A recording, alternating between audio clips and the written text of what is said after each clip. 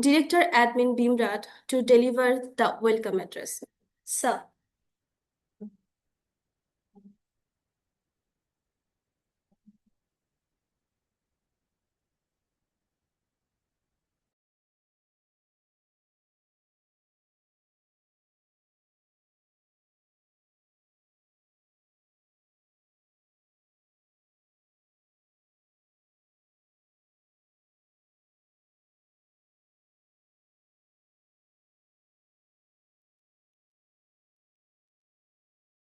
Moderator, could you please confirm if I am audible? Yes, sir. Thank you very much. Bismillahirrahmanirrahim. Director General BIMRAD, distinguished speakers, moderator, fellowship awardees, maritime professionals, respected academics, researchers, government representatives, honored guests, and participants joining us from home and abroad. Assalamu alaikum and good morning to all of you. On behalf of Bangladesh Institute of Maritime Research and Development, it is my great pleasure to welcome you to today's international webinar titled Australia Award Fellowship 2026 on Enabling a Sustainable Blue Economy in the Indian Ocean, Lessons for Bangladesh. Today's webinar has been organized as a platform for learning, reflection, and meaningful dialogue. It brings together the experiences gained through the Australia Awards Fellowship with the knowledge of our national experts and the practical requirements of Bangladesh's maritime sector. The fellowship, funded by the Australian Department of Foreign Affairs and Trade and conducted by the University of Wollongong through the Australian National Centre for Ocean Resources and Security, brought together 15 participants from Bangladesh, India, and Sri Lanka. During the month-long program in Australia, the fellows received academic and practical exposure to ocean governance, fisheries management, maritime industries, renewable marine energy, and integrated ocean management. 5 Bangladeshi fellows representing Bangladesh Institute of Maritime Research and Development, Bangladesh Oceanographic Research Institute, Bangladesh Maritime University, and Khulna Shipyard Limited participated in this important initiative. But knowledge acquires its true value only when it is shared, discussed, and translated into action. That is why today's gathering is important for all of us. Our presenters will take us through 5 interconnected areas: green ship design and construction, environmental impact assessment in Bangladesh's exclusive economic zone, monsoon-driven ocean circulation and marine energy, science-based fisheries management, and oil spill preparedness for Chattogram Port. Together, these subjects remind us that a sustainable blue economy cannot be built through isolated projects. It requires science, law, technology, institutional coordination, and, above all, responsible leadership. Ladies and gentlemen, as we hope for an interactive session, I encourage all participants to please share your observations, raise constructive questions, and offer practical recommendations. The collaboration between BIMRAD and ANCORS represents an encouraging step in strengthening international knowledge and exchange and regional cooperation. Today's webinar will also help prepare the fellows for the regional knowledge sharing programs and in-country workshops planned for Bangladesh, India, and Sri Lanka later this year. Before concluding, I express my sincere gratitude to the Australia Award Fellowship Program, DFAT, the University of Wollongong, and ANCORS for supporting this initiative. I also thank our Director General for his guidance, our distinguished speakers and moderator for their valuable time, and the BIMRAD team for arranging today's program. Once again, I warmly welcome you all and wish the webinar every success. Thank you very much.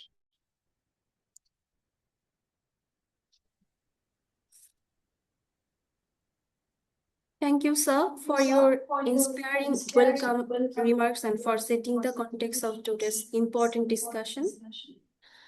Ladies and gentlemen, we shall now proceed to the technical session of today's webinar. This session will be moderated by MD Ashigullah, Research Officer, BIMRAD. He is a graduate of Department of Oceanography, University of Dhaka, and his research focus on physical oceanography, marine environmental process, and sustainable ocean governance.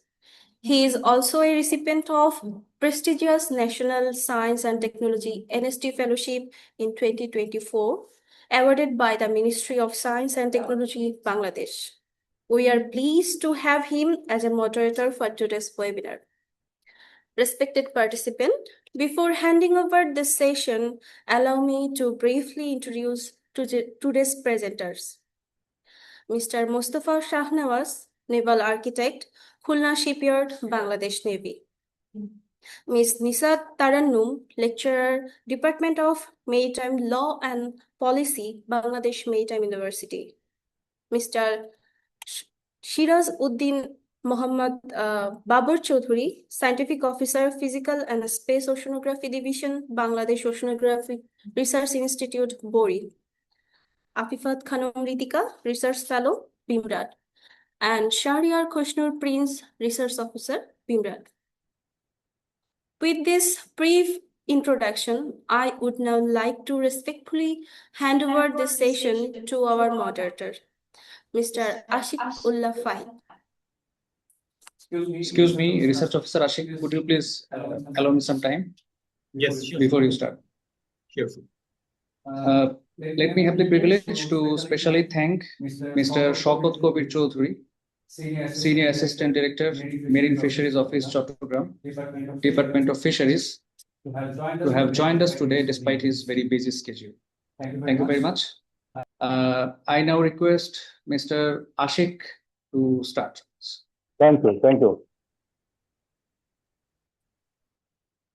Thanks a lot, sir, and thanks a lot, Tuliapu, for such a nice introduction of me.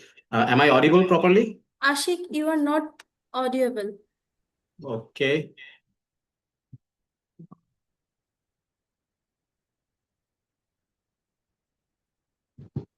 Am I audible? Yes, you are audible. Thanks to everyone once again. Thanks to the team for this. Is there an echo here? Yes, Fahid, the echo is occurring. You can turn down your volume. Don't worry. You are audible. And now? Is it okay? Yes, it is okay. Oh, thank you. So good morning, everyone, and assalamu alaikum. I hope you are all doing well. It is such a privilege and honor for me that I've been given this opportunity to stand in front of such esteemed participants and senior and pioneer researchers and academics from Bangladesh's maritime sector and blue economy sector. As one of the most junior participants of this today's webinar, I am actually standing in front of you as not actually as a moderator, but as a student. I'm very thrilled to have this opportunity and looking forward to learn from all of you through these interactive presentation sessions. Before we begin the individual presentation plan, I'd like to invite Ms. Afifat Khanum Ritika, Research Fellow BIMRAD, and Mr. Shahriar Khoshnur Prince, Research Officer BIMRAD, to briefly introduce the overview of the Australian Award Fellowship 2026 on enabling a sustainable blue economy in the Indian Ocean. This presentation will provide an introduction to the fellowship program, highlighting the key learnings and experiences that they had during their tenure, so that we can all have an introductory overview of what this whole webinar is going to be today. So with that being said, I'd like to invite Ms. Afifat Khanum Ritika and Mr. Shahriar Kushnul Prince. Sir, ma'am, the floor is yours.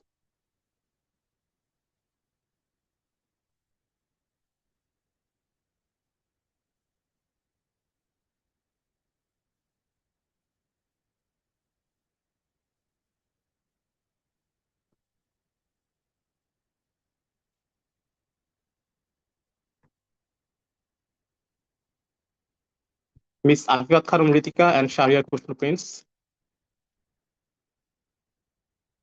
A minute. Just a minute. Share the screen. Okay. Okay.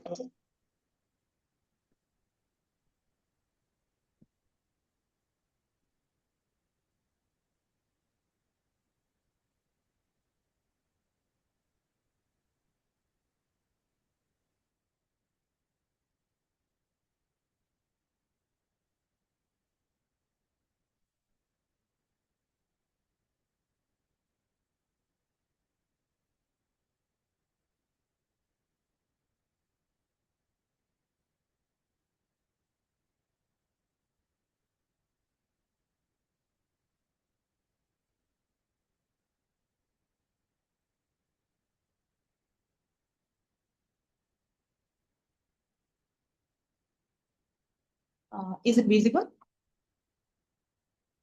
Yes, the slides are visible. You can continue.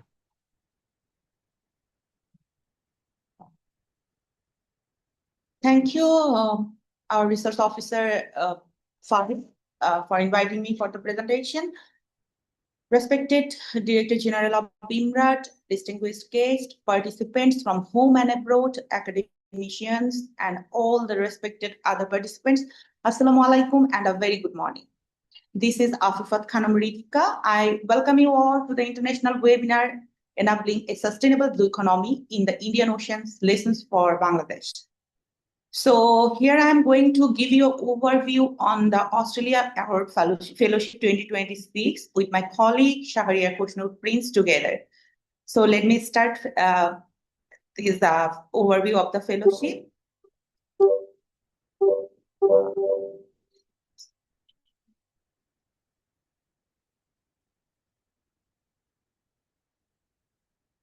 Is the slides are changing? Yes. Okay, thank you. So before I start the presentation, I will give you an overview that the presentation will cover for today. So first, we will explain about the origin of the program, then our time in Australia for the whole February, then the fellows of the projects. The fellows projects, that means when we were in Australia, all fellows had to keep one project for their research in their own country. Then what comes next? These all points will be covered in the presentation. So before I start, I would like to explain briefly about what BIMRAD does. What is BIMRAD? I hope that everyone already know about BIMRAD, but before that, let me start briefly about BIMRAD. BIMRAD is the nation's first maritime think tank that is patronized by Bangladesh Navy. So it started its journey on 2018. So the mission and vision, if I explain about BIMRAD always focus to be a national maritime think tank through its cutting-edge research. And mainly BIMRAD covers many areas. The focus areas included blue economy, marine environment and climate change, maritime domain awareness, ocean literacy, maritime safety and disaster response, sustainable use of sea resources. The fellowship at a glance, I'm very happy, and I'm becoming nostalgic to share my views and my ideas, what we have passed in the February month in Australia. It was full of learning, full of joy. So here is the overall, that means what it covers, what the fellowship was, everything at a glance. So almost 15 fellows from 3 countries, not accurately 15 fellows joined from 3 countries like Bangladesh, India, and Sri Lanka. So for each country, 5 fellows represented in this fellowship. So it was total 4-week in study session in Australia. And though it was a fellowship for 1 month learning session in Australia, but it is mainly February to October, almost 10 months program.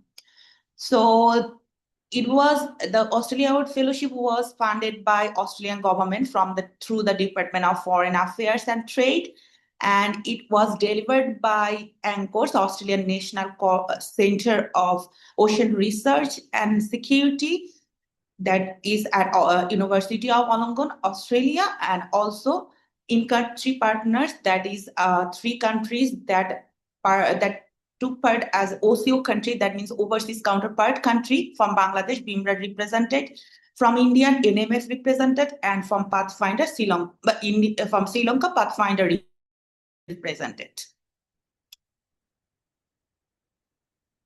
How it all began.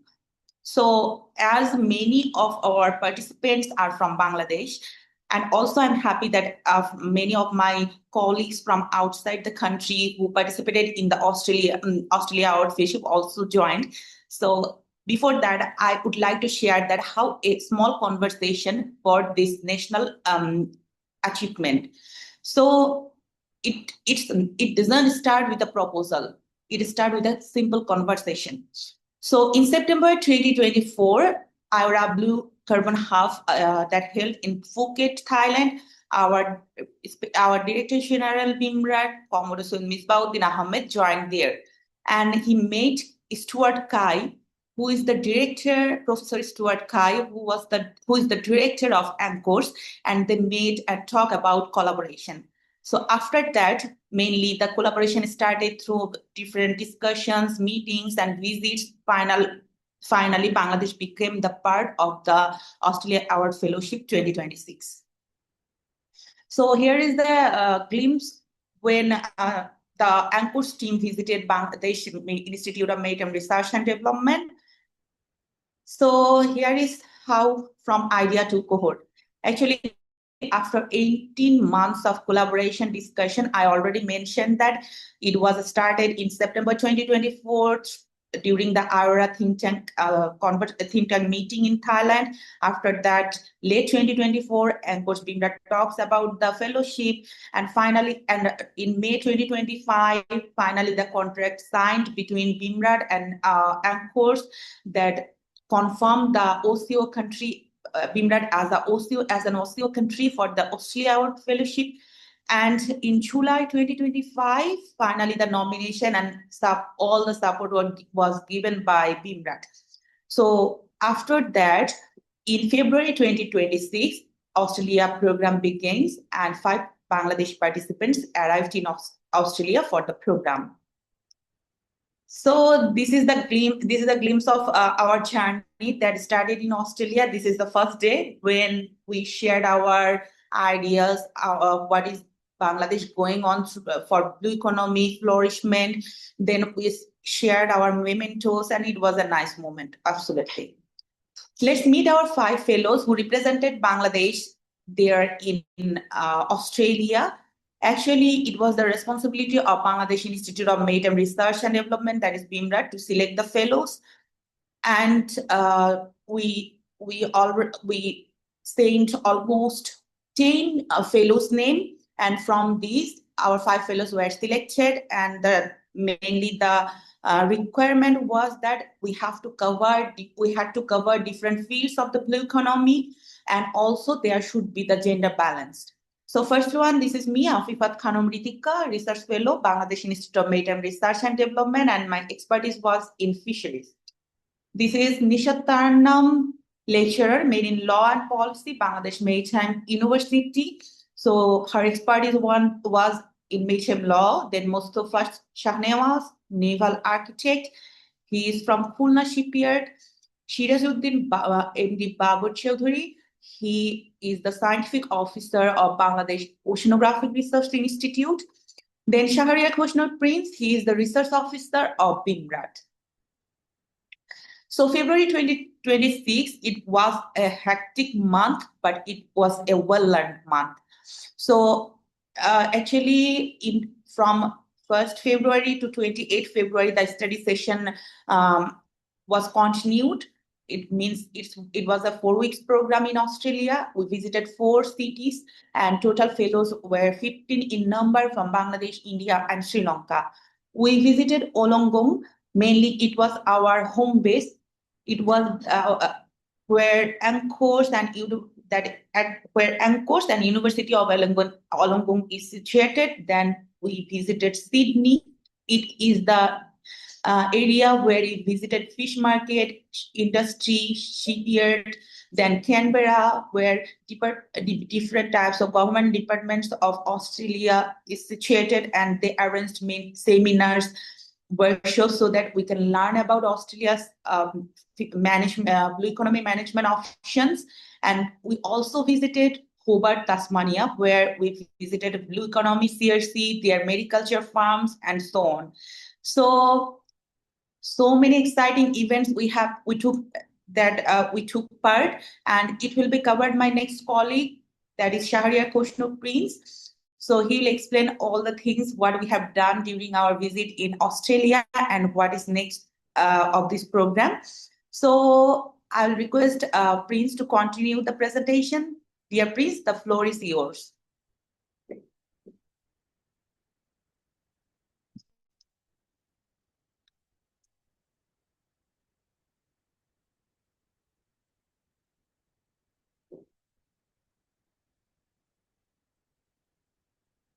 Am I audible?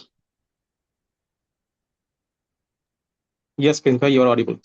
Thank you, Ritika Apu, for your nice presentation.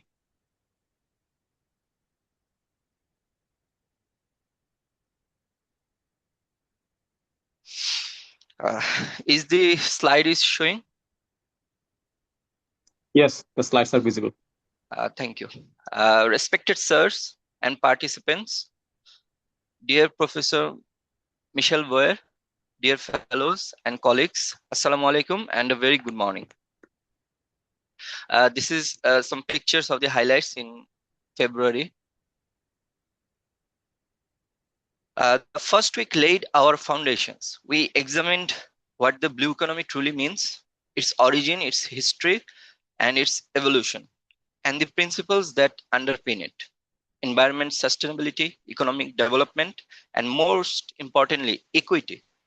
We then turned to governance, studying the United Nations Convention on the Law of the Sea, maritime zones, and the international and regional frameworks that order the ocean. The week also included a cultural welcome to sea country, Kilalea, and group work in which each nation presented its own approach to the blue economy. Our central lesson was this: the blue economy rests upon law, sustainability, and equity, not upon economics alone. In the second week, we moved sector by sector through the big blue economy: shipping and transport, ocean energy, fisheries and aquaculture, the circular economy, maritime security, and deep sea mining. Theory met practice with a field visit to Port Kemla, a working port where we observed operations at first hand. We then traveled to Canberra for a series of government seminars with the Department of Foreign Affairs and Trade, the Department of Agricultural, Fisheries and Forestry, the Australian Fisheries Management Authority, and the Department of Climate Change, Energy and Environment and Water. In short, we saw how Australia both governs and operates each ocean sector from the port to the parliament. This is some glimpses with pictures. In the third week, we went to Hobart and to innovation actually. We were immersed in Australia's Blue Economy Cooperative Research Centre through presentations and research briefings. We visited aquaculture sites and an aquaculture fish center, and we learned directly from the center's doctoral scholars in a dedicated innovation session. It was also in this week that our leadership training began, exploring organizational culture, teamwork, and the discipline of giving and receiving feedback. The lesson was clear: innovation and leadership are what turn ocean science into real-world impact. In our final week, we focused on the enablers of the blue economy, main spatial planning, entrepreneurship, and blue finance. Leadership training continued, complemented by one-to-one time with our respected mentors. Together, we began designing the in-country program projects actually that will follow later this year, and each fellow presented their individual project proposal for critical feedback from the respected professors of University of Wollongong. The fellows departed on the 28th of February, each with a project, a plan, and a regional network with countries like India and Sri Lanka. This is some pictures when during our project presentation. So what we brought home? 4 lessons that will outlast those 4 weeks. First, integrated ocean management, the discipline of managing the ocean as one connected system rather than in isolated sectors. Second, a lasting regional network of peers and mentors across Bangladesh, India, Sri Lanka, and Australia. Third, leadership, for we returned as emerging leaders, equipped to drive change at home. And fourth, 5 projects, each built for Bangladesh's own priorities. From the classroom to the coastline, our fellows are ready to apply these lessons here in Bangladesh. Already you know about these 5 projects, and you will also get detail in the upcoming presentations. I will not reiterate these slides. So another thing for the future and the later this year, now the projects are on the way. In October, there will be workshops in Dhaka, Bangladesh, also in India and Sri Lanka. We will present our findings in that workshop.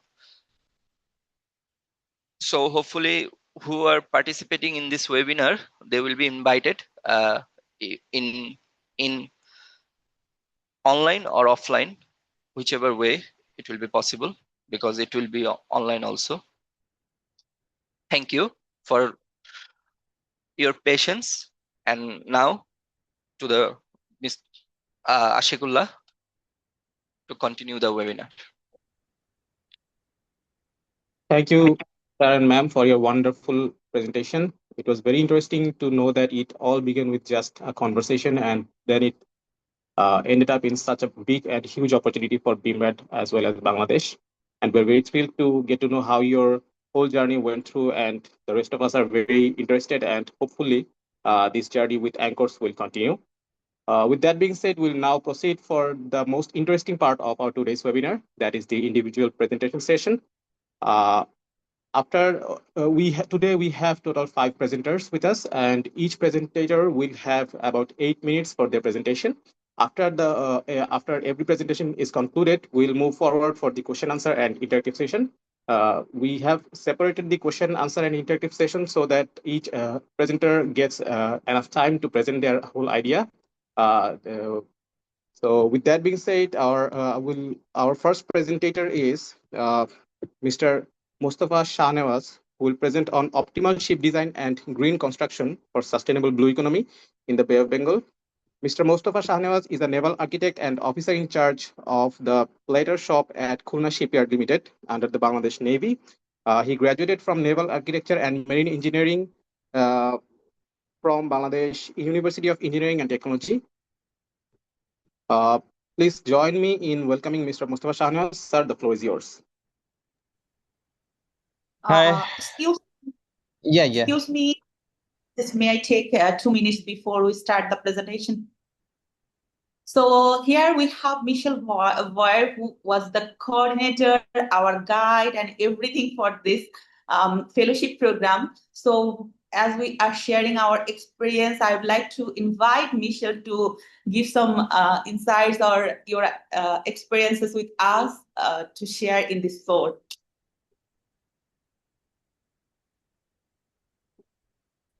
That's very nice of you, Ruchika. I didn't expect to be called on, but I was hoping to quietly sit in the background and listen. But thank you so much for acknowledging my presence. It's just such a thrill to see all the fellows again, and we're very much looking forward to seeing you again in person in October. It was a real pleasure to have the fellows visit us in February, and we learnt, I can honestly say, I think we learnt as much from them as they did from us. And it was an absolute pleasure. And I'm really interested to hear the progress from the fellows on their projects. So thank you very much, Rika. Thank you very much, Michelle. Thanks. Thanks for your valuable time. So we can start with the schedule, Mr. Ashik. Thank you, ma'am, for sharing your experiences. So now, once again, I'd like to hand over the floor to Mr. Mustafa Shahnawaz. Sir, you kindly begin. Am I audible? Yes, sir, Hello. you're audible. Hi, everyone. It's great to see you all again. After such a long time, we are meeting again in this webinar. I hope you are all doing well. It's a pleasure to have with you today. Now,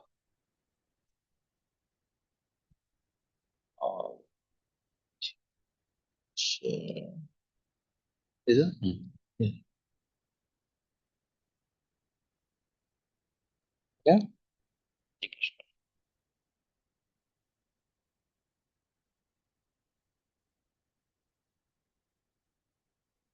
Good morning, everyone.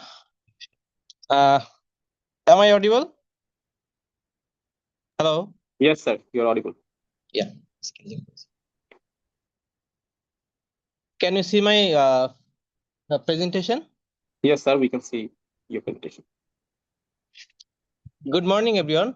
I am Mustafa Shanias, working at Khulna Shipyard in Bangladesh, and I will be talking about ship design and green construction for a sustainable blue economy in the Bay of Bengal. The blue economy is a huge place to explore knowledge and opportunity. And as a naval architect, I have found my own place in it. Today, I will share how optimal ship design and green construction can guide us toward a sustainable future for the Bay of Bengal. Let's move to the outline.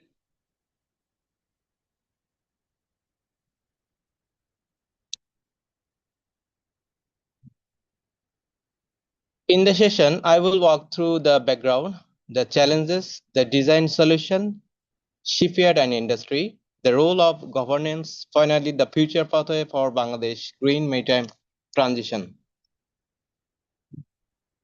Bangladesh is a maritime nation whose economy depends on the Bay of Bengal, but environmental pressure threatens this foundation.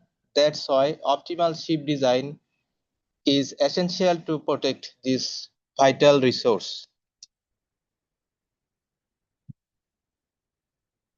International Maritime Framework IMO rules, the Hong Kong Convention, ballast water standards, and new fuel and digital technologies are changing how ships are designed and operated, helping the industry move toward cleaner, safer, more efficient performance throughout a ship's life.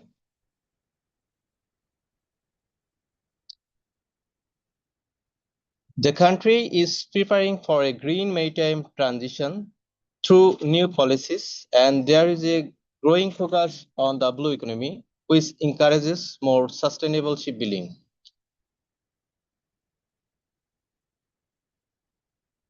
Bangladesh is a part of Bay of Bengal with maritime area about 0.12 million square kilometers and 710 kilometers coastline. The region hosts 3 ports, rich ecological zone, strong ocean governance, and sustainable resource management are essential for preserving this national asset.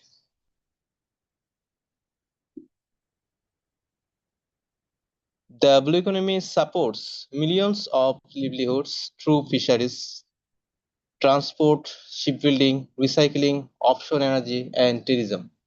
A healthy ocean is not just an environmental need, it is an economic necessity. Despite our potential, we face major challenges like marine pollution, risky recycling, outdated shipyards, weak waste management, and limited adoption of green technologies. Traditionally, ship design often ignores life cycle impacts. Those gaps reduce efficiency and increase environmental risks.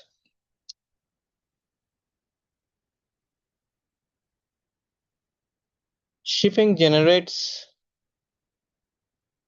emissions, carries invasive species, and can cause spills, underwater noise, and marine litters. And well-designed ships can greatly reduce those impacts throughout their entire life cycle.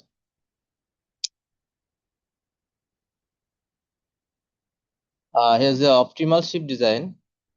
Optimal ship design follows three phases: designing vessels with efficient system, safer material, operating them in ways that lower environmental impacts, and recycling them safely at the end of service. This full life cycle approach leads to cleaner and more responsible shipping in the year ahead.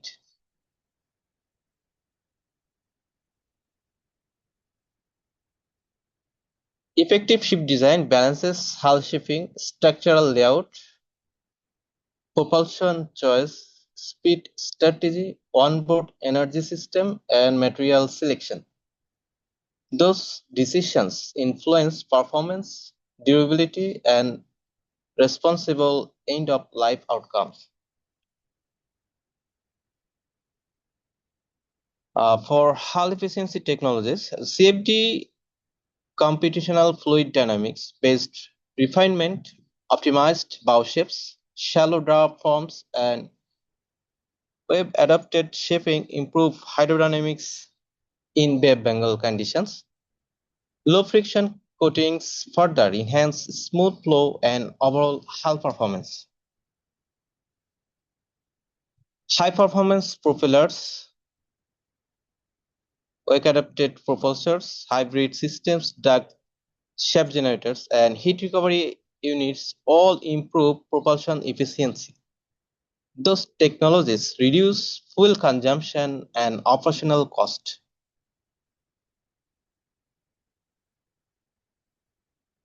For green fuel and auxiliary system, next generation vessels must be adaptable to cleaner energy, fuel-ready configurations, shore power capability, hybrid support efficiency, HVAC, solar assistance, and intelligent power control system prepare ships for a low-carbon operating future.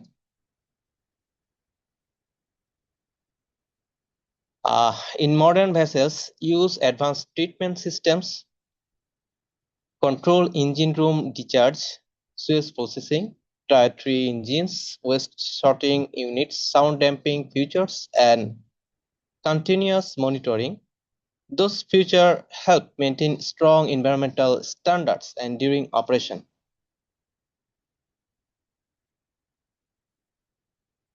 Recycling-ready design includes accurate inventory of hazardous materials documentation, modular construction, reduced use of harmful substances, and clear material labeling.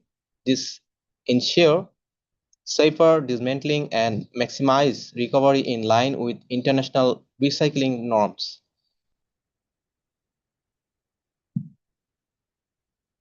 A green shipyard uses renewable power, strict emission control, organized waste systems, safe handling of hazardous substances, improved dry dock practices, and a strong worker protection. This reflects a modern and responsible industrial standard. Sir, actually, we're at the brink of your allotted time. So, I have more 6 or 7 slides. okay, sir. Okay. Bangladesh still faces gaps in design skills, automation, trained workers, research culture, consistent rule, digital capacity, ability to use modern systems, and overall material handling capacity. Addressing those limitations is essential for global competitiveness. Government, industry, and regulator must work together, like Department of Shipping ensure safety, Department of Environment monitors pollution, Ministry of Shipping shapes policies, and shipyard industry adopt improved technologies. This partnership drives sustainable maritime development. National policies drive the transition with standard improving yard practice, incentives accelerating adoption, research and development strengthening innovation, training building capability, enforcement ensuring accountability, and infrastructure upgrade raising overall quality. Green shipyards develop in 3 steps. First, we established environmental system and safer hazardous materials handling. Next, we modernize facilities and adopt digital tools. And finally, we introduce wastewater treatment and renewable energy. This creates a modern and resilient shipyard environment. Bangladesh is already advancing with environment upgrades, dry dock recycling, international collaboration, workforce development, certification, green certification, and digital monitoring. These initiatives are shaping a modern, compliant shipyard sector. Our future strategy focuses on strengthening design capability, developing next-generation vessels, expanding modern ports, building innovation cluster, and advancing digital systems. Those steps will help position Bangladesh as a leading green maritime hubs. We aim for 4 key outcomes. Environmentally, we reduce harm to marine ecosystem. Economically, we support safer, more resilient work opportunity and create new green maritime jobs. For safety, we strengthen ships recycling and improve overall maritime reliability. Nationally, we raise energy efficient and enhance Bangladesh competitiveness in green shipping. Here's the conclusion. Optimal ship design is the foundation of sustainability. Pollution prevention begins at design stage. Government, industry, and design must work together. Smart design today will create sustainable Bay of Bengal tomorrow.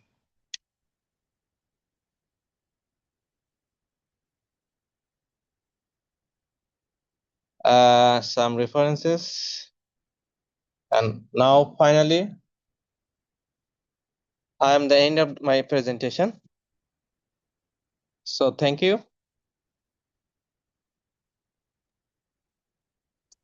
Thank you, sir. That was a very wonderful presentation.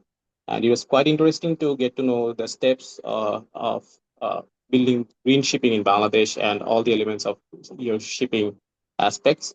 And one interesting fact that you mentioned that during shipbuilding, we quite often forget to focus on their impact on biodiversity. That was another important aspect from your presentation. And I hope everyone will follow your instructions. And with that concludes our first presentation of today's webinar. Our next presenter is Ms. Nishat Taranum, Lecturer, Department of Maritime Law and Policy, Bangladesh Maritime University. Our presentation is titled Environmental Impact Assessment for Activities in Bangladesh's Exclusive Economic Zone, comparative legal analysis of the domestic EIA regime and the BBNJ agreement EIA mechanism. Which should Bangladesh choose? Ms. Nishat Taranum is a lecturer in the Department of Maritime Law in Bangladesh Maritime University. She specializes in maritime law, environmental law, and the law of the sea and blue economy governance, with a strong research focus on climate justice and environmental policy in South Asia and the Bay of Bengal. Ma'am, the floor is yours. Thank you so much. I'm just sharing my screen. Just give me a moment. Sure, ma'am.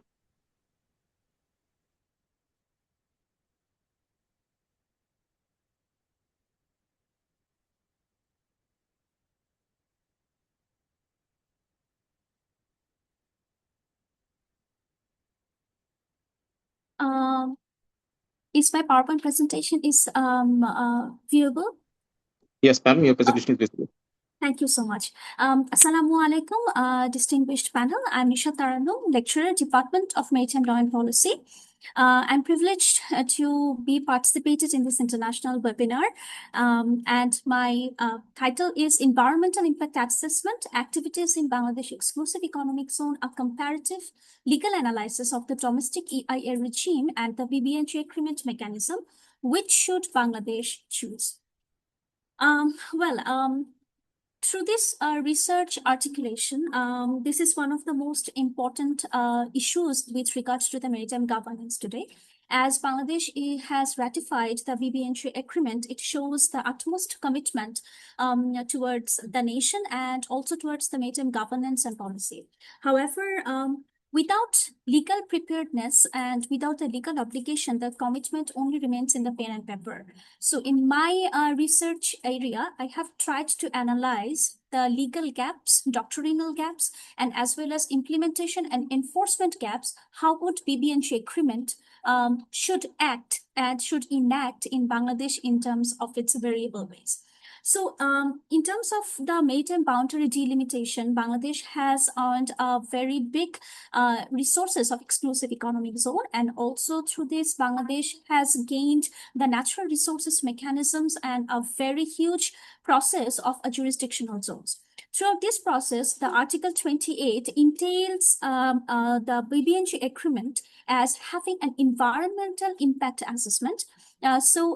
Right now, the obligation remains to the state of the Bangladesh that whenever in terms of Bangladesh is conducting any activities in its exclusive economic zone, even in its territorial economic zone, the environmental impact assessment needs to be done. What's the reason? Because if it has any substantial threat or harm, which shall consider in the areas beyond its national jurisdiction. So the analysis is if any activities that is constituting right now in Bangladesh exclusive economic zone, if there is any harmful threat or substantial pollution threat in the area beyond national jurisdiction, right now there is an existing legal obligation under BBNJ agreement, Article 28, that Bangladesh needs to do an cumulative impact assessment and EIA regime. Therefore, in the scope of this study, the question remains, which EIA, environmental impact assessment, should Bangladesh follow? Whether it should follow the BBNJ process that is entailed in Article 28, 32, 33, and 34, or whether it should choose its national flexibility or national EIA regime that is entitled in the Environmental Conservation Act, Environmental Conservation Rules.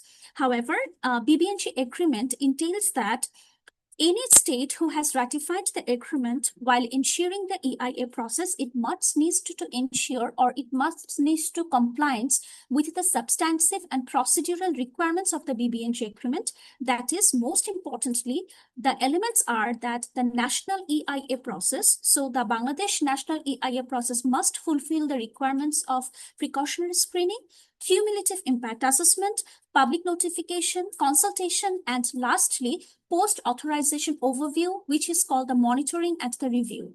So in my whole research project, I will analyze and I will find out whether the existing national law is well enough or well articulated to substantially qualify the BBNJ equivalent test. Well, the research questions are, how does Bangladesh current national EIA framework, which is substantially the Environmental Conservation Act 1995, the Environmental Conservation Rules, the Department of Environment Guidelines, the Territorial Waters Maritime Zones Act 2021, comparing with the EIA regime of the BBNJ agreement, whether it assures the non-transboundary environmental impact assessment to the areas beyond its national jurisdiction.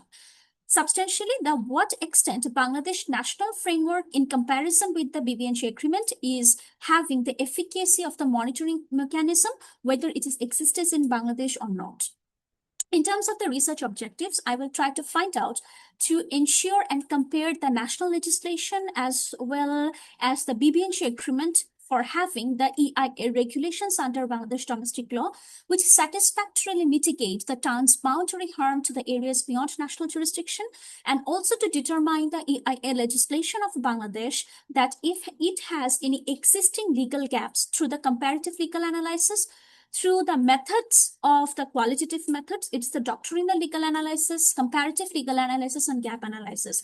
If I must say, I will do the two things hands on hands. First of all, the comparative legal analysis of the existing laws of Bangladesh, and as well as in an evaluative dimension and motion, whether it satisfies or whether it qualifies the text of the equivalence text under the BBNJ agreement for having compliance as a transboundary impact assessment areas beyond national jurisdiction.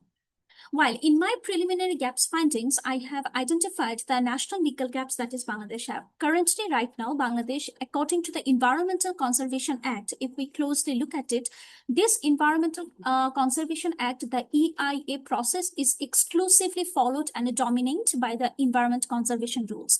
Currently, Bangladesh has no specific EIA regime for the offshore energy, submarine cables, offshore renewable energy, marine biotechnology, lying with the submarine pipelines and everything. It is only dominant to the Environment Conservation Act and Environment Conservation Rules, which is solely predominated by the terrestrial and the industrial project. It is not relevant with the maritime domain, maritime governance on the policy. So if any project or any unit which is currently doing in the exclusive economic zone, whether it is really qualifying the environmental impact assessment under the national laws of Bangladesh, it is difficult to identify whether it qualifies or whether it substantially follows the precautionary measure, the screening mechanism, the post-authoritative monitoring by the Department of Environment. Well, another important point is that right now in Bangladesh, we have 17 ministries that are fragmented while in terms of working with the environment impact assessment, which is another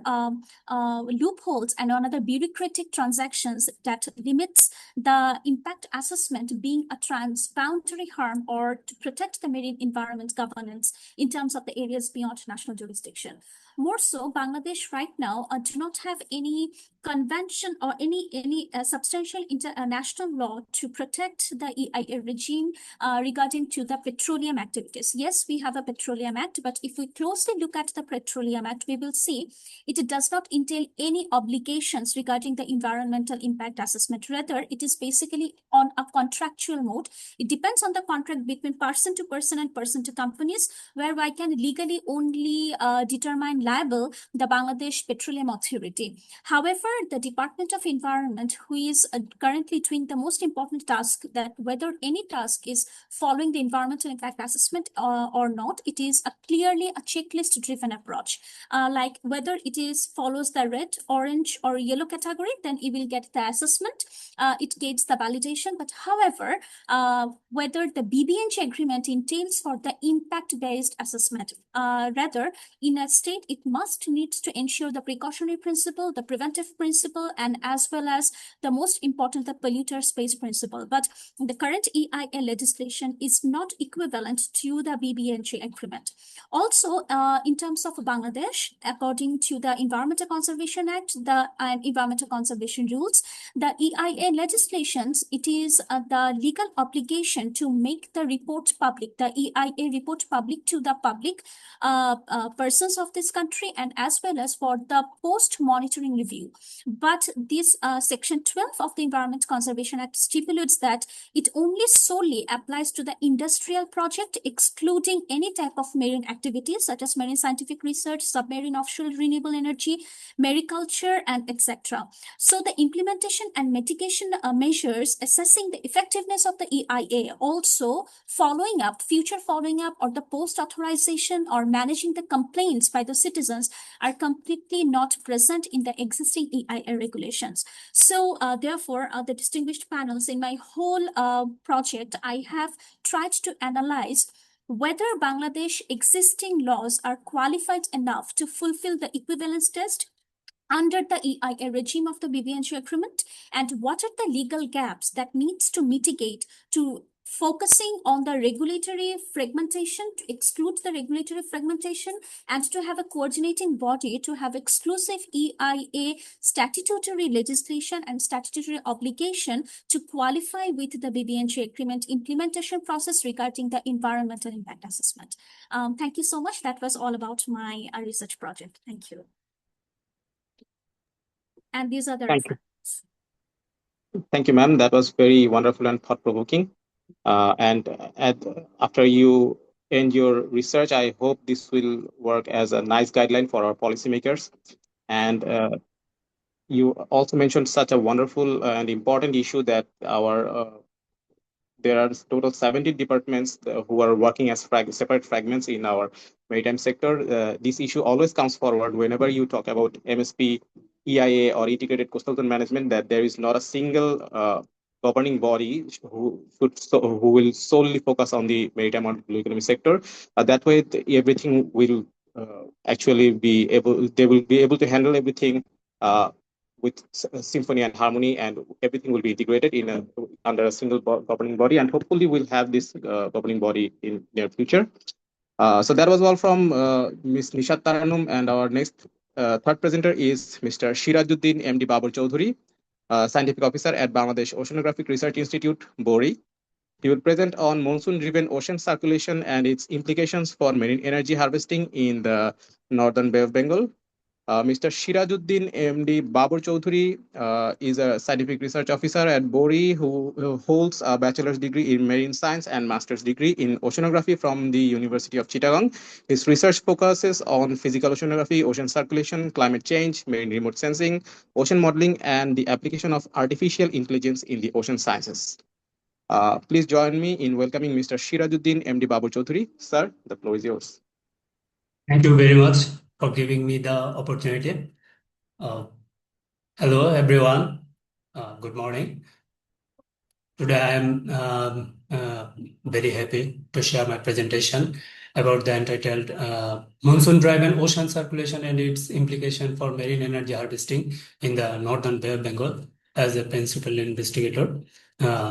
Me, Scientific Officer, Physical Oceanography Division, BORI, and the research will be conducted by the supervision of Professor Clive Schofield, ANCORS, University of Wollongong.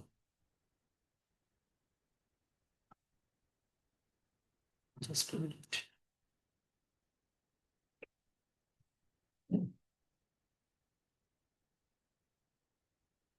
Okay, so please, can I share my slide? Yes, sir, your slides are visible. Okay, thank you. Introduction. Bangladesh is experiencing increasing energy demand while still relying heavily on imported fuel fossil.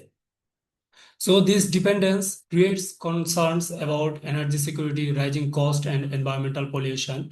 At the same time, the Northern Bay of Bengal possesses enormous but largely unexplored marine renewable energy resources. In seasonal monsoon wind, strongly influence ocean circulation by changing ocean current, direction, temperature, and salinity. If these currents are sufficiently strong and stable, they could become a clean and sustainable source of electricity. So therefore, this research investigates whether monsoon-driven ocean currents can contribute to Bangladesh's future energy needs.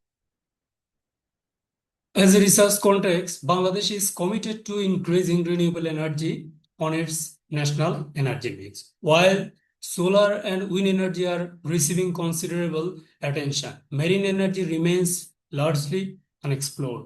Ocean current offers several advantages because they are relatively predictable and environmentally friendly, actually.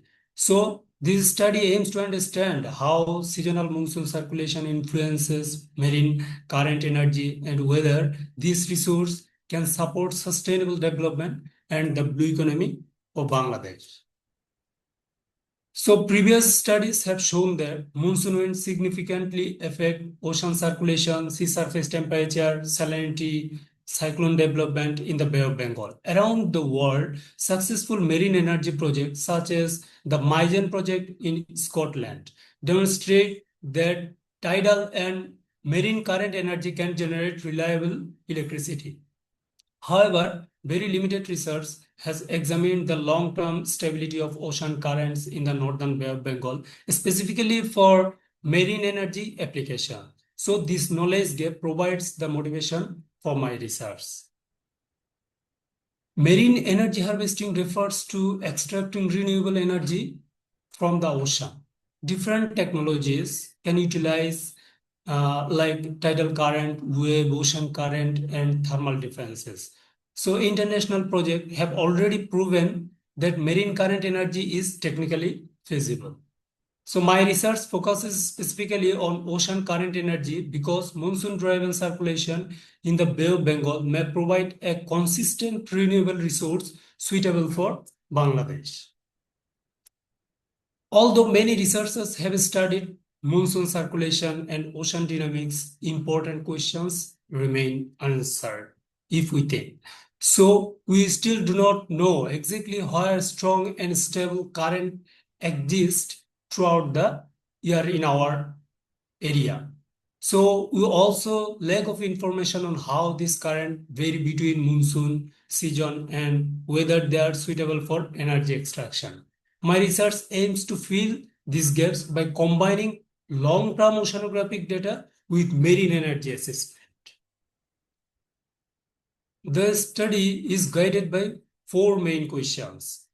First, how do ocean currents vary between different monsoon seasons? Second, how does monsoon intensity influence current speed and direction? Then, where are the most suitable locations for marine energy harvesting? And finally, what lessons can Bangladesh learn from successful international marine energy project?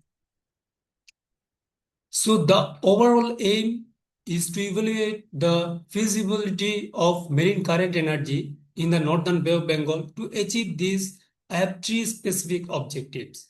First, I will analyze seasonal and long-term variability of ocean current, then estimate the marine energy potential using satellite and reanalysis datasets, and finally, identify suitable locations by considering environmental conditions as well as practical constraints. Here is the study area, which covers the northern Bay of Bengal, approximately 17 to 22 degree north and 80 to 93 degrees. This region actually includes the coastal water of Bangladesh and neighboring countries. It is strongly influenced by seasonal monsoon winds and has relatively shallow coastal waters, making it an ideal location for investigating marine current energy potential area. Data source are the research use multiple freely available satellite and reanalysis data sets. Here, ocean current information will come from Oscar and Copernicus marine sites. Sea level variation will be obtained from Abyss and Sentinel-3. Atmospheric variables such as wind, rainfall will be collected from ERA 5 and GPL. And finally, sea bed depth information will be obtained from GAPCO. So combining these data sets provides a comprehensive understanding of both ocean and atmospheric process. Methodology of this study. The first step is calculating ocean current speed using the east-west and north-south velocity component. Then marine energy potential will be estimated using the standard power density equation, where power depends mainly on water density and current velocity. So, because power increases with the cube of velocity, even small increases in current speed can greatly increase energy production. And finally, seasonal comparisons and long-term trend analysis will be performed to understand how monsoon velocity and variability influences marine energy potential over long time. So suitability of the study, strong ocean current alone are not sufficient for selecting suitable energy sites. Therefore, I will integrate several additional factors. This include bathymetry, shipping routes, fishing ground, ports, submarine cables, oil gas infrastructure, and maritime security zones. So this approach ensured that the proposed energy location are technically feasible, environmentally sustainable, and socially acceptable. Involvement of the stakeholder and policy considerations. Successful marine energy development requires collaboration among many stakeholders. This include like fishermen, coastal communities, port authorities, government agencies, energy developers, environmental organizations, etc. Any future project must comply with national regulation, environmental impact assessment requirement, and international maritime law, including UNCLOS. So such planning supports Bangladesh long-term blue economy strategy. Hopefully expected outcome of this research are expected to produce several important outputs. This includes seasonal maps of ocean current, long-term variability analysis, and marine energy density maps, and identification of high potential energy zones. The study will also provide policy recommendations to support future marine renewable energy planning in Bangladesh. So we think overall these findings can contribute to cleaner energy production and sustainable coastal development for Bangladesh. And here is the reference. Actually, this list the key scientific reference that support the background methodology and concept used throughout this research. This publication provides the foundation for the proposed study. So thank you all. Thank you, sir, for your wonderful presentation. The very few renewable energy plants that Bangladesh now have are all implemented by foreign companies. And all the initiatives that Bangladesh government has already taken are yet to see the light. So I hope your study actually will be able to contribute immensely in our renewable energy sector. So that was all from Mr. Sirajuddin MD Babur Chaudhuri. Our fourth presenter is Ms. Afifat Khanum Ritika. Her presentation is titled Transitioning Bangladesh's Maritime Fisheries from Volume-Based Exploitation to Science-Based Sustainable Management, Lessons from Australia. Ms. Afifat Khanum Ritika is a research fellow at the Bangladesh Institute of Maritime Research and Development.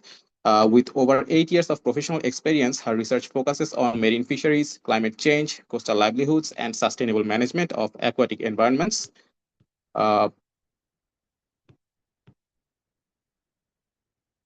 She completed her bachelor's and master's degree in fisheries from Bangladesh Agricultural University, where she was awarded the prestigious President Gold Medal for outstanding academic achievements. Ma'am, the floor is yours.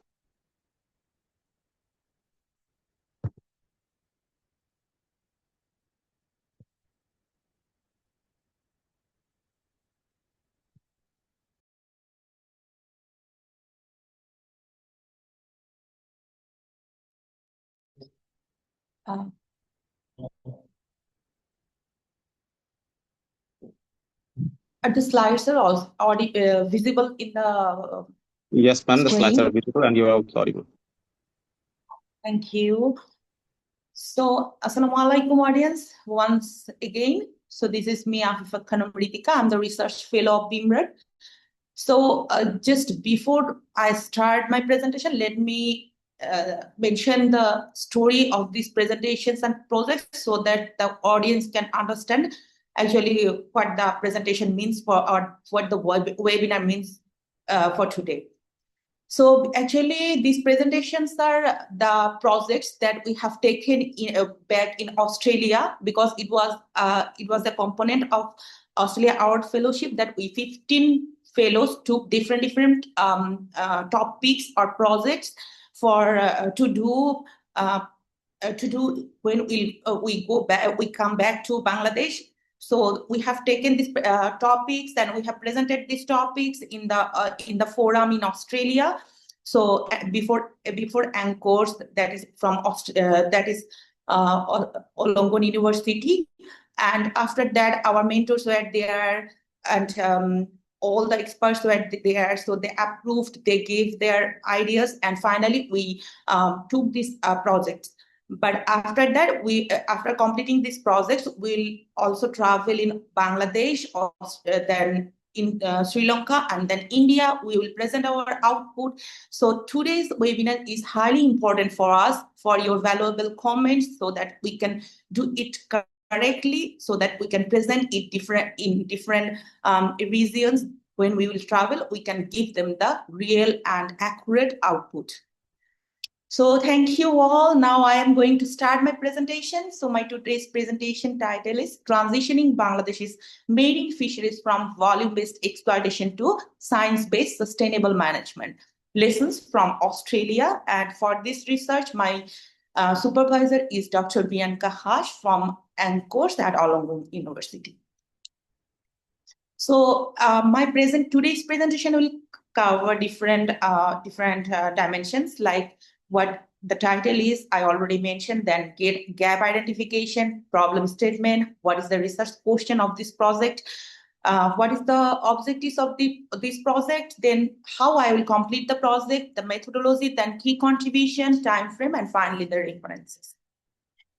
So here is the title dimension. Before I start, I want to remind you once more that my title is Transitioning Bangladesh's Marine Fisheries from Volume-Based Exploitation to Science-Based Sustainable Management, Lessons from Australia. So here there are mainly four components. First one is the volume-based exploitation. The second one is science-based sustainable management. Then what is the Bangladesh context? And after that, what is the lesson learned? Why for lessons we have chosen Australia? What is volume-based exploitation? So volume-based exploitation is mainly means the maximizing short-term yield without considering long-term ecological sustainability. That means in volume-based exploitation, generally, we harvest the maximum production as we can for our increasing GDP or short-term economic benefit without considering the long-term sustainability. The second one is what is science-based sustainable management? And in contrast, science-based sustainable management is the management system where scientific data, research, evidence are used to ensure long-term ecological balance, resource sustainability, and economic efficiency. So what is the present context of Bangladesh? Why we are telling that Bangladesh is still in volume-based management strategy? If we see our 2019 RV Mean Shandhani Stock Assessment Report, 2023 Stock Assessment Report, the report mentioned that is still here, 35% of our total stock is under safe level.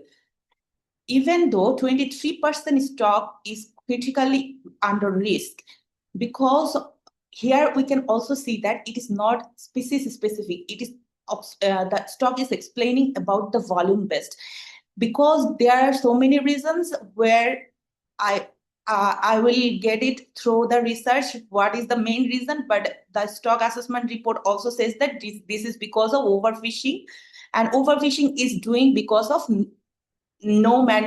because of low management capacity or low management options. Here we can see in the red mark that Bangladesh, there is possible to go up to 200 nautical miles for fishing, but Bangladesh is doing fishing within up to 40 to 50 nautical mile maximum. So on the other hand, our policy are mostly precautionary based and politically biased. Precautionary based is also an option for fisheries management, which is mainly means when science is not available, we can do any immediate decision to save our stock, but this is prediction based, this is not science based, and most of the time when any country is dominating with precautionary based policy development, it is not a good example to manage the resource sustainably. Now, why Australia as a role model for Bangladesh? Actually, when I visited Australia, we have visited so many, that means industries that are mostly fisheries based, because when we talk about blue economy, the fisheries is one of the most important sector. So during visiting my Australia trip, I have visited Department of Fisheries in Australia, then fish market in Sydney, then their mariculture industries. So from where we came to know that Australia is completely science-based management system. What they practice ecosystem approach fisheries management. They practice sustainable stock assessment, where they use science-based data like catch per unit effort. Then they use stock assessment every year. Then they do total allowable catch, which are mostly all science-based approach. So value versus volume, where Australia covers high value fishes than low volume, because when they catch a small amount and do proper management and their what should I say? The landing center, the processing center are quite organized. So when they get low volume fish, when they do proper management and also they take care of the environment, they get high value from the low volume. This is actually the sustainable way, where Bangladesh always catch a high volume fish, but they get low value because of the management approach, transparency, less consideration on ecology, and etc. This is always a vulnerable way. So key gaps identification in literature. So Polly and Dillard 2016, then FAO, then Hopte et al. 2011. Many research has been done on fisheries management, but mostly they deals with total stock or total production of the from the marine sources. There is a lack of integrated comparative research that links science-based fisheries management models with policy and institutional realities in Bangladesh. So even though Bangladesh's, if I show the Bangladesh's trend and in Australia's trend in 2000, from 2018 to 2025, almost 78% production of the small pelagic stock biomass has been depleted, whereas in case of Australia, 85% stock of the Bay of the ocean is under sustainable level, and even in last 1 decade, out of 102 commercially important species, only 3 species have been disappeared, or they need special care, or they need that means that the conservation option. So Australia is a role model where a stable and managed system is present. And in case of Bangladesh, where the stock assessment represented that it is high in risk.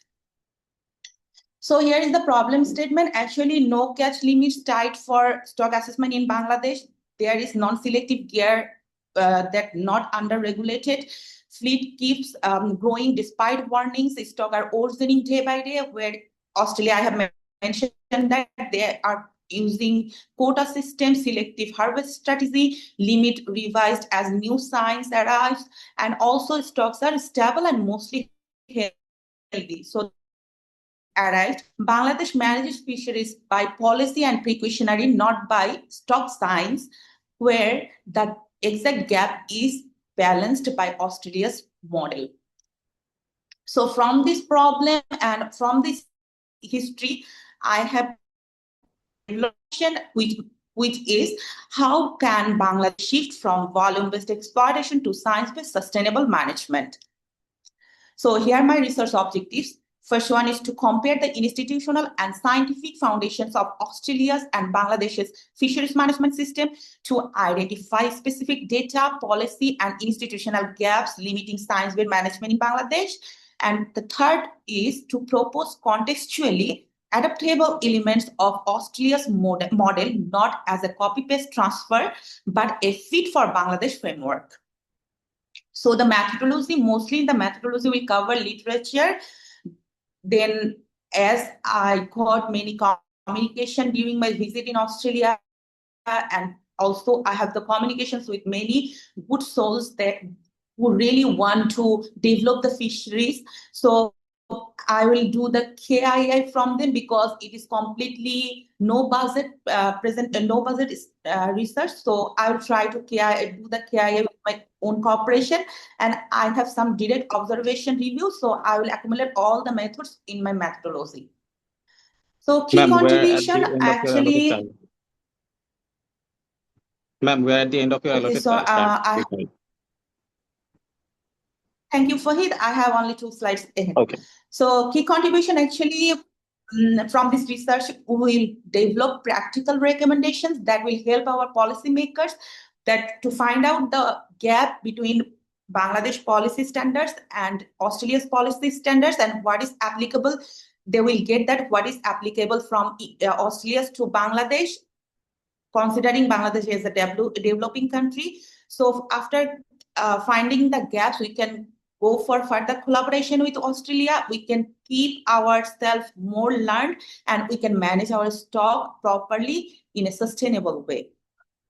So here is the time frame. I am now in July. I have already collected my data and now the analysis is going on. After that, we will present the output in Bangladesh workshop and we will in Sri Lanka present our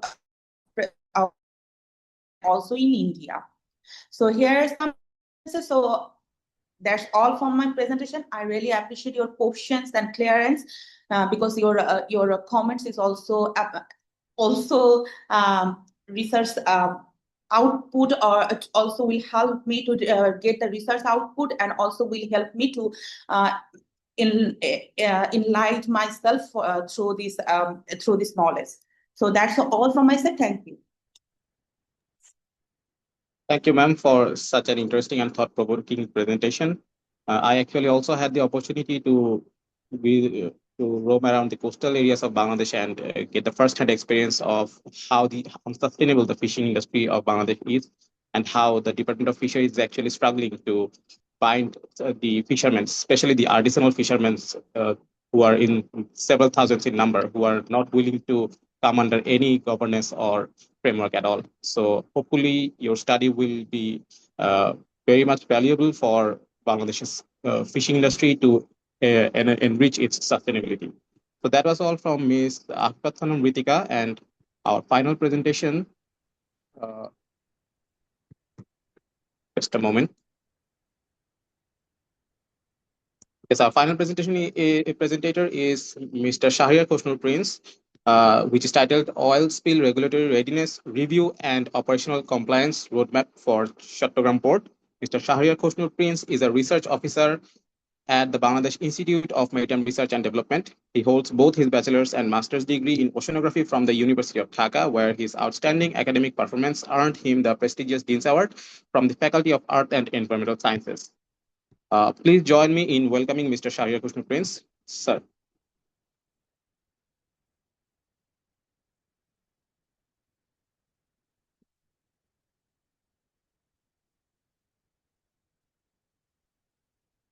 Hello again, everyone. Is my slide visible? Yes, sir, your slides are visible and you're also audible. Thank you, Fahid.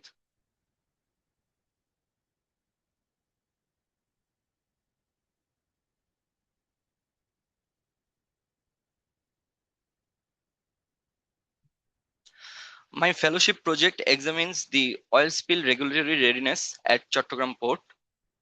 I first presented this proposal in Australia in February.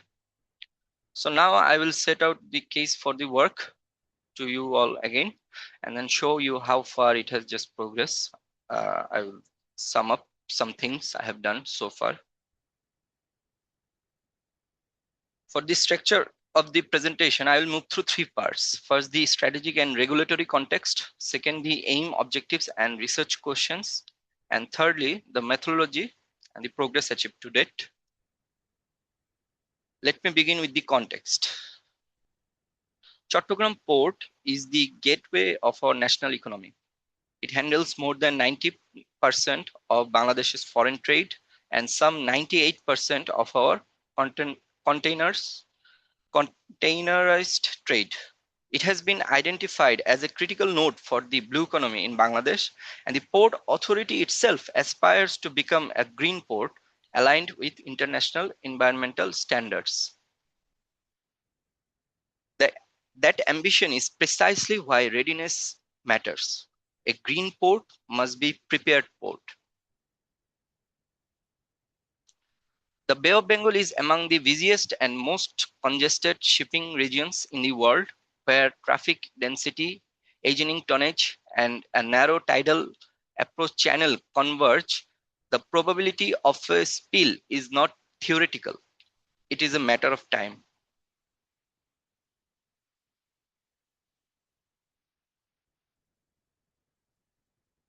Bangladesh is not without a framework. We acceded to the IMO's OPRC convention in 2004, the National Oils and Chemical Spill Contingency Plan, NOSCOP, was approved in 2020, and it assigns the Chattogram Port Authority a central operation role around the region of the Port Authority area. So the instruments exist. The question of my research is a different and harder one. Do they work in practice? Our review of the framework identified an urgent need for 4 things: clearer port level procedures and roles, structured compliance verification, defined reporting and common clarity, and exercise-backed operational readiness. This is the central insight of the study. A plan that exists on paper is not the same as a capability that exists on the website. In resilience engineering, this is described as the gap between work as imagined and work as done. And closing that gap has become the analytical spine of my research. Let me turn to the aim and objectives. The aim is to produce an evidence-based Chattogram Port Authority specific oil spill regulatory and operational compliance package, one that is immediately usable, subject to the Port Authority's input and approval. Its purpose is to strengthen preparedness, response coordination, regulatory transparency, and ultimately the credibility of Chattogram's green port ambition. The work proceeds through 5 objectives. First, a baseline diagnostic of what CPA has today, this as is picture. Second, mapping that framework against our OPRC and MARPOL linked obligations. Third, benchmarking against reference systems, Singapore, the Los Angeles, Long Beach framework, and Australia's national plan. Fourth, a stakeholder reality check through interviews, focused groups, and a survey to test work as imagined against work as done. And fifth, a roadmap, a readiness index, and an action plan for Chattogram Port. The research questions of my study follow directly from those objectives. What does the port's framework require? How does it compare with international obligations and leading ports? How does it actually operate in practice, and what must change? I now come to the deliverables and outcomes. First, I would like to just update about the progress so far since February, as Professor Michel is expecting that. The design is actually convergent parallel mixed methods case study. It will combine documents, analysis, key informant interviews, focus groups, and survey. Since returning from Australia, the project has advanced considerably, and importantly, it has evolved. Rather than producing a checklist for a single port, the study has been developed around a transferable instrument. I am calling it the Port Oil Spill Regulatory Readiness Index. Chattogram Port is the demonstration case, but the instrument is designed to be applied to any port of developing country. The index architecture is already built, 10 domains and 50 candidate indicators, each derived deductively from OPRC obligations, IPIECA good practice, and the Bangladesh evidence base, including the NOSCOP planning, which government is following right now. Every indicator has an ANCORS 0 to 3 maturity rubric, under which a provision that exists on paper but is never exercised cannot score at the top band. This is the algorithm for the scoring during my study. That single rule is what makes this an instrument of readiness rather than of paperwork. A full compliance mapping matrix now traces the OPRC and MARPOL obligations against NOSCOP provisions, and a documentary baseline has been completed. All 50 indicators pre-scored from primary sources alone, different types of government document and international documents. The provisional result is 52 out of 100 and 50, approximately 35%. I will need some help from University of Wollongong for the ethical consideration review. I will mail to my supervisor in the University of Wollongong and also maybe I will get help from the ethical approval, because that will be important for an international journal publication. The shape of the result is more revealing than the number. Readiness is strongest where the system is structural. Legal authority, command, notification, tired response design. And it is weakest precisely where readiness must be resource, finance, exercised, and reviewed. That is a clear and actionable finding so far, and it is the pattern that fieldwork will now test. I have already sent trying to fix meetings with the Chattogram Port Authority officials and also officials from the Bangladesh Coast Guard. So hopefully I will start visiting and take necessary fieldworks. So what will be the expected outcomes? Finally, the outcomes are this: an evidence-based assessment of Chattogram Port's readiness, an auditable readiness index and action plan, strengthened alignment with OPRC and IMO standards, clearer coordination among Chattogram Port, the Coast Guard, and the Department of Environment and Maritime stakeholders, especially the fisheries management authorities, because after a crisis of oil spill, the most vulnerable is the fisheries sector and also the environment aspect.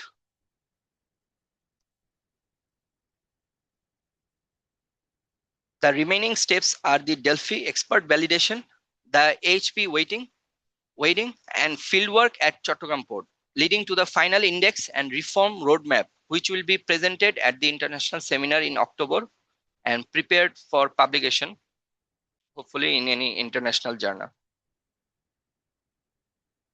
Thank you so much for your patience. Thank you. Thank you, sir, for your nice presentation. It's quite significant that you have chosen the Chittagong Port Authority and Chittagong Port area as your research area. The Chittagong Port is handling more than 90% of our shipping activities.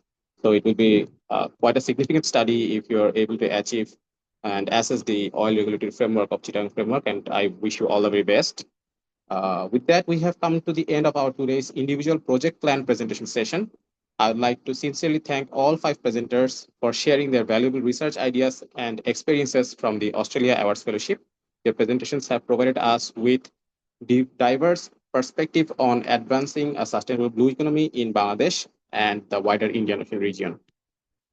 Before we open the floor for interactive discussion, we are privileged to hear a few reflections from our respected guest, Mr. Shaukat Kabir Choudhury, Senior Assistant Director, Marine Fisheries Office, Chattogram, Department of Fisheries. Sir, we would be honored to hear your thoughts. The floor is yours, if you will, sir.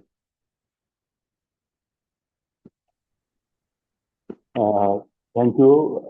Am I audible? Yes, sir, you're audible and visible as well.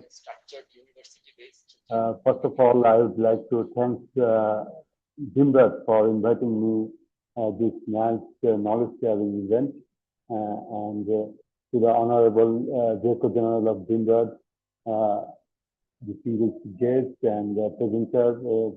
Really, it's a good knowledge sharing platform. I think BIMRAD will continue more on this type of event. In the Department of Fisheries, we have many alumni for the Australian Awards. Our many colleagues are now doing their masters and PhD in Australia under the fellowship program. So we are quite familiar with this fellowship program, and I had a chance to get a 3-day fisheries management training program under the Australian Fisheries Management Authority. So I think the 5 research area, it's all very timely and connected aspects of Bangladesh's blue economy, especially I think the fisheries is one of the important elements of blue economy, the living resources and non-living resources. Fisheries as a living resources, it have a good contribution to the blue economy. And from your presentations, I found that all the 5 research are somehow related with the fisheries resources, like the green ship building. The first topic was green ship building. So that we have 270 industrial fishing trawlers, and moreover, almost 30,000 additional boats. So the fishing shipbuilding is important for us. And another presenter was presented as the BBNJ agreement. It is a very interesting subject for me that I was involved with this process for the ratification of BBNJ agreement in Bangladesh.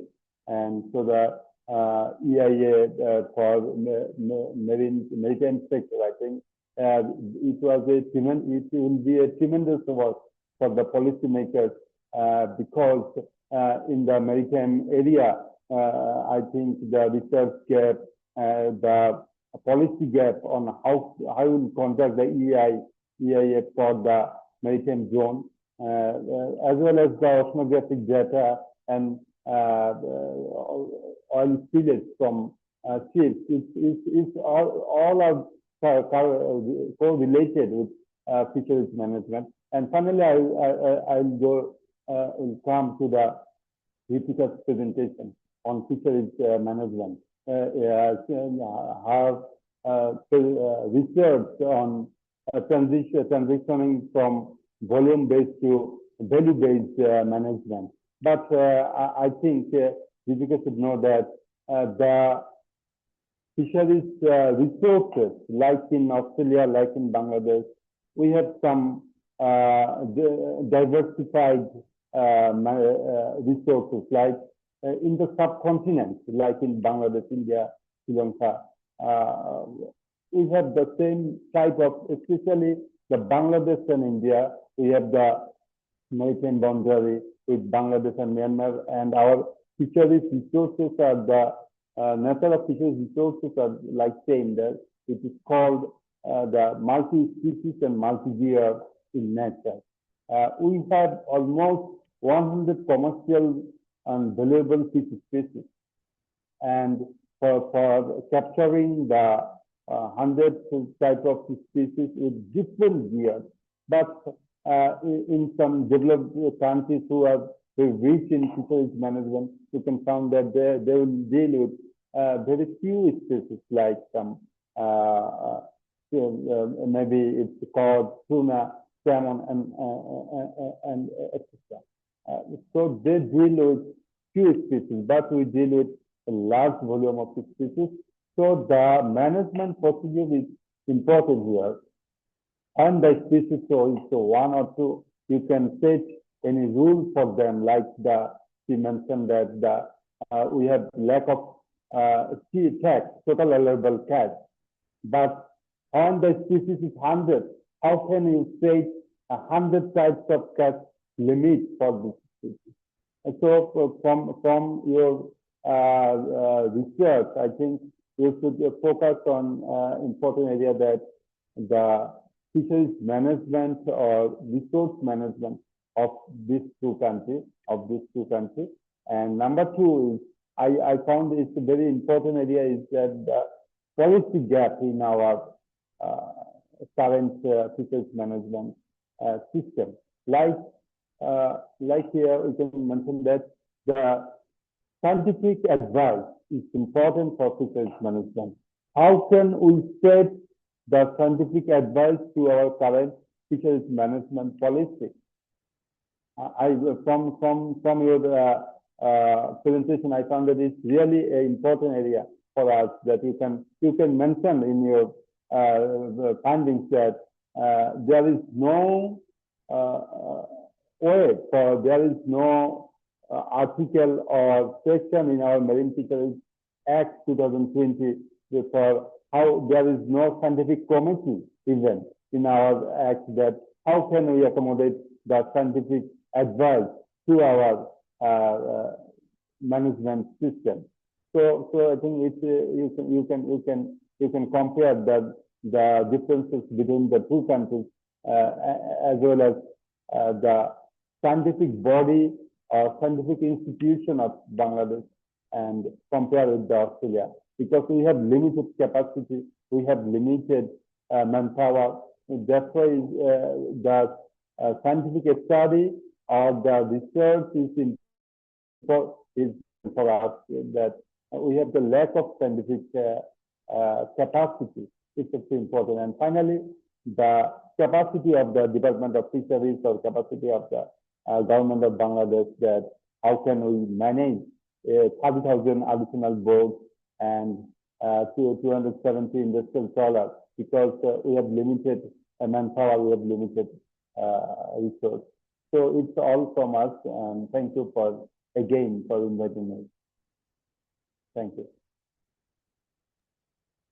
Thanks a lot, sir, for sharing some of your insights and knowledges with us. Your lessons will be vastly valuable for us. So now we will move into the interactive discussion session.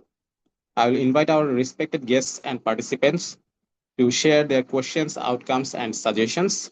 Please keep your questions short and brief and relevant to the topic, and kindly mention the name of the person that you're addressing your question to. And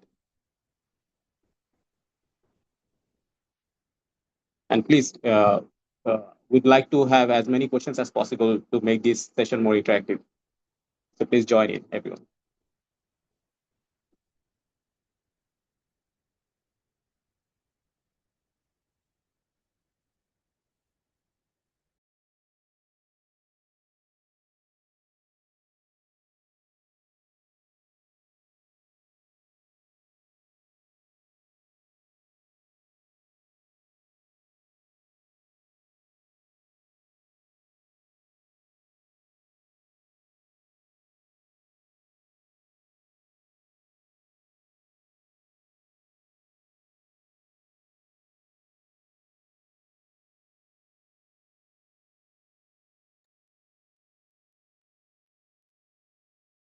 Do we have any questions or any suggestions from any of the participants, please?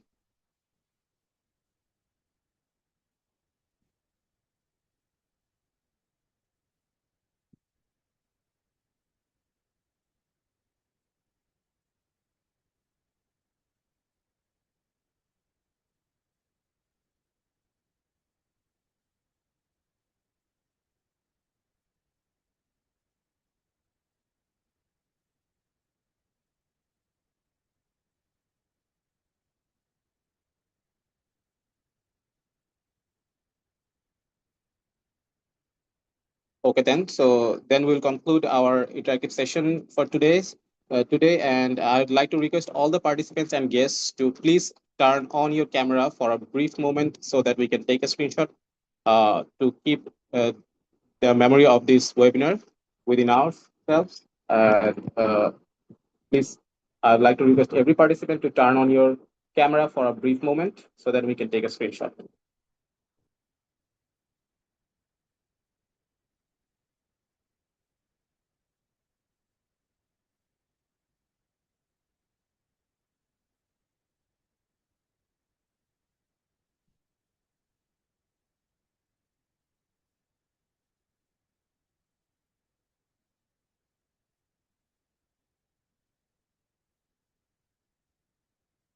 Thanks a lot. So that concludes the most important part of our webinar today. And thanks to all the guests and respected participants for your patient hearing and cooperation. And I'd like to hand over the mic to Ms. Tuli for the next concluding remarks and session wrapping up. Thanks a lot.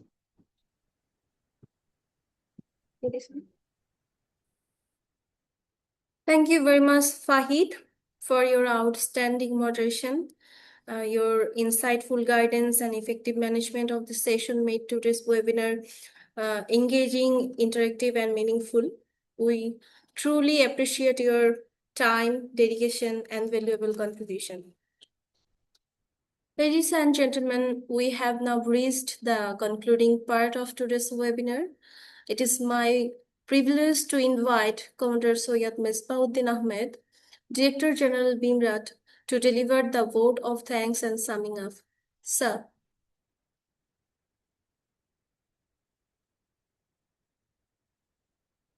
Alhamdulillah. Assalatu wassalamu ala rasulillah. Distinguished presenters, my dear moderator, honored guests online, and valued participants, ladies and gentlemen, Assalamu alaikum, and a very good afternoon. As we come to the close of today's webinar, which was titled as Australia Award Fellowship 2026 on Enabling a Sustainable Blue Economy in the Indian Ocean, Lessons for Bangladesh. It's both a privilege and a responsibility for me as the DG BIMRAD to offer my heartfelt congratulations, thanks, as well as I would love to share some of my insights as reflections after listening to the excellent couple of presentations. Ladies and gentlemen, today it was not merely a webinar. I'm sure you would agree with me that it was a wonderful learning across various disciplines of the blue economy that we really keep very close to our heart. And the webinar also worked as a bridge between fellowship experiences, professional expertise, which leads to some of the policy thinking. And I would also say visualizing Bangladesh's maritime future.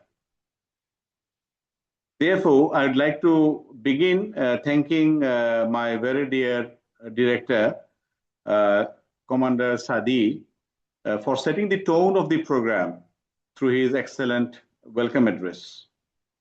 His remarks rightly reminded us why institutional learning, international cooperation, and maritime research are so important for Bangladesh's noble journey towards blue economy. My sincere thanks goes to moderator, dear Ashikullah, for conducting the session very smoothly. Now, let me graciously acknowledge the contribution of the distinguished presenters. And I would love to begin, though not a presenter, but I would say even she was in the nucleus. Thanks to Dr. Michelle Voyer of Wollongong University for allowing us to listen to her, though very brief, and we look forward to educate ourselves and learn more from her in the days to come. Our first presenter was Mustafa Shahnawaz, naval architect from Khulna Shipyard, and he presented a very timely piece, Optimal Ship Design and Green Construction for Sustainable Blue Economy in the Bay of Bengal. His presentations actually reminded us the sustainability begins actually not when the merchant vessels or any other sea vessels touches the water. Rather, when in the nautical term, when the keel is laid, when a ship is being built, even before, when the planning is done for designing a ship, and he being a ship's designer and a naval architect, he knows exactly what it is, and he shared his insights. Thank you so very much. I extend my appreciation also to our second speaker, Nishat Tarannum, and she really spoke very well as regards to the dilemma that is in vogue, addressing the environmental impact assessment and the responsibilities of the beyond national jurisdiction, the gaps that we actually encounter. Let's hope that her concerns are also noted by the respective departments. I'd also like to thank Mr. Sirajuddin Babar Chaudhry, Scientific Officer of BORI, for his presentation on monsoon-driven ocean circulation. That very circulation is actually putting us in havoc for last couple of days. And some of our countries, various areas are inundated, flooded. Even in Dhaka, we are really facing it. But when we face it, we just feel it, but afterwards we forget it. So the ocean-driven circulation, and importantly, its impact in the marine energy harvesting, particularly in the northern Bay of Bengal, is of concern. So, as I could gather that his presentation has exactly informed us about the scientific research or the importance of scientific research that could open a new door for Bangladesh's Blue Economy Initiative. I also sincerely appreciate my dear Afifat, our research fellow. She was our fourth presenter today regarding the transitioning of Bangladesh's marine fisheries from volume-based exploitation to science-based sustainable management. And she has candidly brought forward the limitations that we have and connected those with the Australian experiences that really could be of benefit for us. Then we have the last presenter, Shahriar Khosrow Prince, who spoke on oil spill regulatory readiness review and operational compliance roadmap for Chittagong Port. And his presentation actually rightly emphasized the readiness before crisis. That was really very important. I am also very thankful to Mr. Shaukat Kabir Chaudhary, a Senior Assistant Director, Marine Fisheries Office, Chittagong, Department of Fisheries, for his joining this session and also providing some of his valuable comments as regards to the fisheries, which specifically presented by Ms. Ritika. I would do justice to Ms. Tuli, who was the master of the ceremony, for tying together all the presenters and the program itself. Thank you so very much, Ms. Tuli. Now, ladies and gentlemen, there's a saying, and we know it, it's an old adage, that we do not inherit the earth from our ancestors, rather we borrow it from our children. In the same spirit, here in BIMRAD, we would love to say today, or repeat, or reiterate again, that we do not own the Bay of Bengal. No country owns the Bay of Bengal, but it's our legacy. It's our reservoir, it's our Ratnakara, the reservoir of our resources. And it is for the sustainable use so that we remain a trustee for our future generations.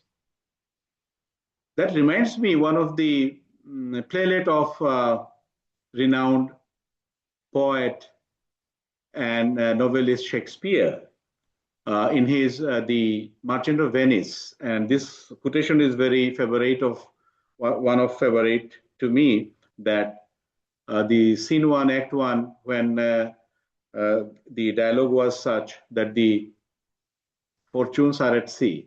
I always remind our policymakers, in whatever position I am allowed to speak, that all Bangladesh's fortunes are at sea. So Bangladesh is a maritime nation, and we need to keep telling it, keep repeating it till it is embedded in the mindset of the policymakers, because Bangladesh stands at a turning point, and the Bay of Bengal offers resources, connectivity, food, energy, trade, and the list is very long. However, most importantly, Bay of Bengal offers us with a strategic opportunity that demands wisdom, discipline, scientific research, and last but not the least, cooperation amongst the neighbors, among the users. Today's webinar has shown that no single institution or no single nation can do this alone. The government agencies must approach as whole of government approach. Institutions, universities, maritime professionals, fisheries experts, legal scholars, scientists, and development partners, we all must join our hands together. I also express my sincere gratitude to my friends in Australia for the Australia Awards Fellowship Program. I would love to also express my heartfelt thanks to DFAT, the University of Wollongong, specifically my old friend, Dr. Stuart Kai, and ANCORS and his team for creating this valuable opportunity for knowledge exchange and leadership development. This collaboration between BIMRAD and ANCORS is a meaningful step toward strengthening regional cooperation and sustainable ocean governance. I would also love to add that we, as a team in BIMRAD, we look forward to work intensely with our regional partners, the National Maritime Foundation of India and Pathfinder of Sri Lanka. To dear guests, experts, participants, researchers, officials, and stakeholders, thank you for your active presence and thought-provoking engagement. Your participation has really enriched today's session and made it more interactive and meaningful. Before I conclude, I would like to request all 5 presenters to support BIMRAD to publish the webinar papers, your speeches, the findings of your research works, so that we publish as webinar papers from BIMRAD, so that this is not diluted in the air, so that we can forward it to the concerned ministries, to the concerned stakeholders, to build our future research activities on similar themes. Finally, as we close today, let us not leave the webinar only with notes and memories, as I have just mentioned. Let us leave a commitment to apply knowledge, strengthen institutions, protect marine resources, and build a sustainable blue economy for Bangladesh, a tiny speck of land very dearly we call Bangladesh. Thank you so very much for your patience and for your time. Allah Hafiz. Assalamu alaikum.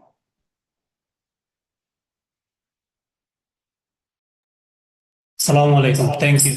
Thank you so much.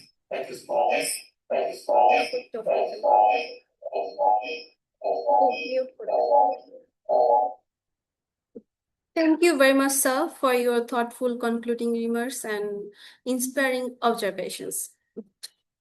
Distinguished speakers, moderator, and participant.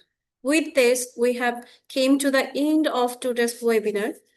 On behalf of BIMRAD, I sincerely thank all the presenters, our moderator, honored participant, and everyone who joined us today. We hope the discussion and experience shared through the Australian Award Fellowship will help strengthen sustainable blue economy governance and regional cooperation in the Indian Ocean. Thank you once again. Stay safe, stay connected, and have a wonderful day ahead. Assalamu alaikum. Thank you. Thank you all.